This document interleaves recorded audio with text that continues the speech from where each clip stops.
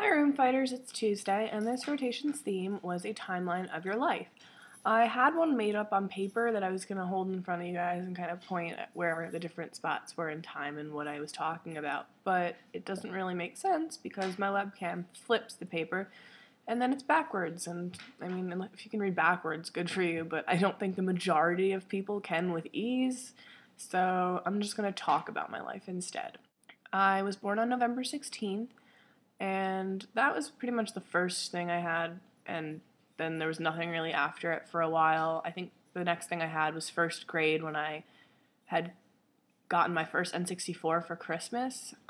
It's kind of a stupid thing, I think, to put on a timeline, but then again, not, because it's nerdy and we're nerds, and I also have spent so much time playing that thing, it's not even funny. I got it in first grade and played Super Mario 64 and Mario Kart all the time, but I still play the same games, and I spent, like, not last summer, the summer before, playing Ocarina of Time, like, pretty much every day for, like, multiple hours.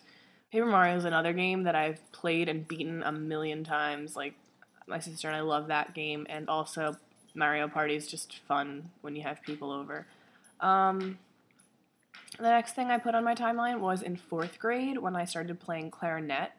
I talked about a lot of the instruments that I had played and the various years that I'd played them in my last video about music, which I can link to here with the magic of YouTube.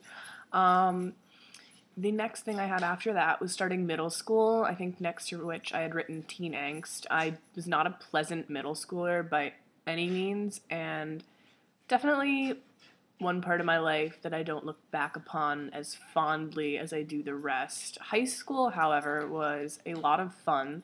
I was involved in the marching band and theater, and that was a big part of my life. In my sophomore year of high school, I went to Canada for a French trip. We went to Quebec and Montreal, which was a lot of fun. We went during the winter, and I'd never seen so much snow in my life ever. It was freezing, and I fell and almost got a concussion, but it was a pretty fun trip. My senior year, however, was my favorite trip that I went to in all of high school. And not that I went on that many, but I went to London and Paris over New Year's last year. I was in the New Year's Day parade in London and the New Year's Eve parade in France, and it was a lot of fun. We basically landed in Heathrow and took a bus to the ferry, ferried over to France, and we spent a couple days there. We did the parade there, and then it was New Year's Eve, and we were on a ferry, and I think when it finally turned 2010, I was sitting on a bus on my way back to London.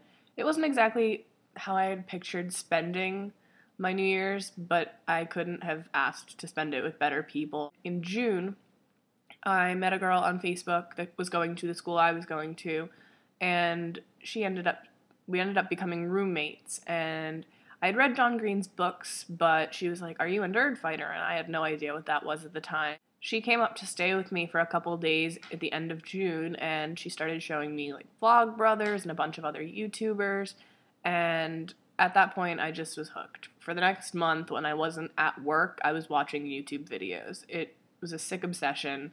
So then when August rolled around and I was, like, a full-blown nerd fighter, had seen, like, hundreds of the Vlogbrothers videos, I was in a live blog TV chat with John Green and a bunch of other people, some of which were what was to become the Room Fighters.